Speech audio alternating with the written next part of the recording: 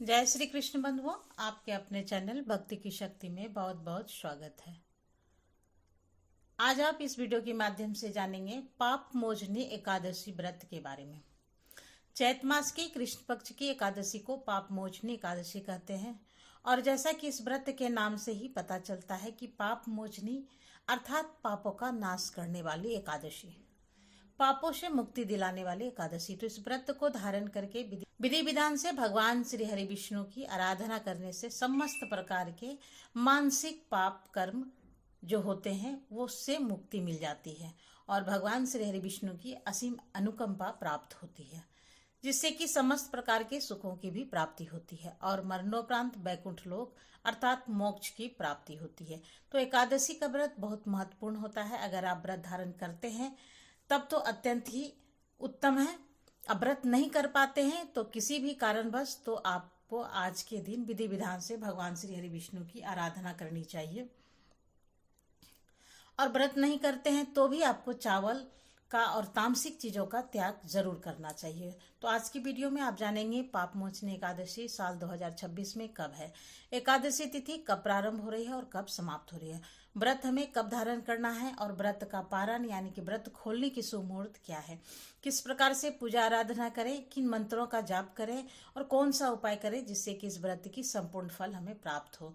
और बिना व्रत किए भी पूजा कर रहे हैं तो हमारी पूजा का संपूर्ण फल हमें कैसे मिल सकती है, इसके लिए आज विशेष क्या करें, यह संपूर्ण जानकारी आपको आज की वीडियो में शेयर करने वाली हूँ।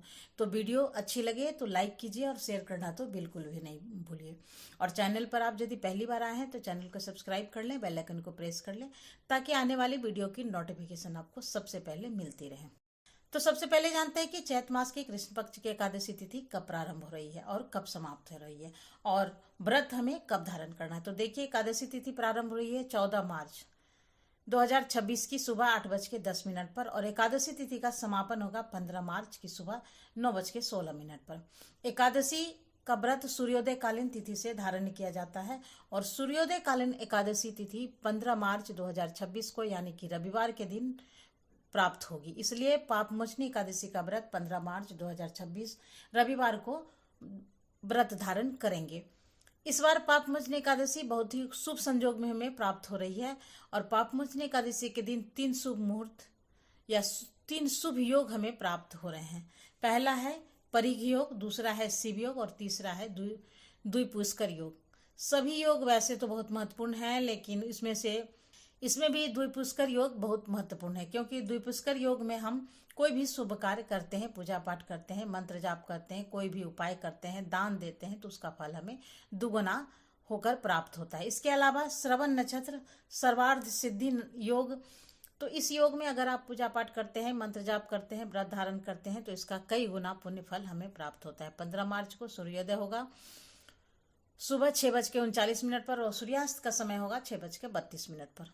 ब्रह्म मुहूर्त सुबह 5:02 से लेकर के 5:30 तक। और बात करें अभिजीत मुहूर्त की तो दोपहर 12:12 से दोपहर 1 बजे तक यह समय अभिजीत मुहूर्त का रहेगा।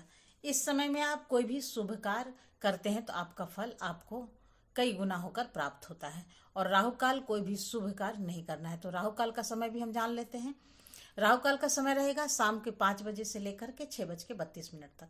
और एकादशी व्रत का पारण करेंगे द्वादशी तिथि में। तो द्वादशी तिथि प्रारंभ हो रही है 15 मार्च की सुबह 9:16 पर और द्वादशी तिथि का समापन होगा 16 मार्च की सुबह 9:40 पर। एकादशी व्रत के पारण का शुभ मुहूर्त होगा 16 मार्च 2026 यानी कि सोमवार के दिन सुबह 6:30 से सुबह 8:54 तक। अगर किसी भी कारणवश आपको थोड़ा सा भी देर हो तो इसका आपको इतना जरूर ध्यान रखना है कि 16 मार्च 2026 की सुबह 9:40 से पहले आपको व्रत का पारण जरूर कर लेना है, क्योंकि द्वादशी तिथि इसके बाद समाप्त हो जाएगी और त्रयोदशी तिथि लग जाएगी। तो पारण के शुभ मुहूर्त का ध्यान रखिएगा। वीडियो अच्छी लगे तो आज लाइक कीजिए और शेयर कीजिए। तब फिर मिलते हूँ एक नए वीडियो में नई जानकारी के साथ। तब तक के लिए नमस्कार। Thanks for watching.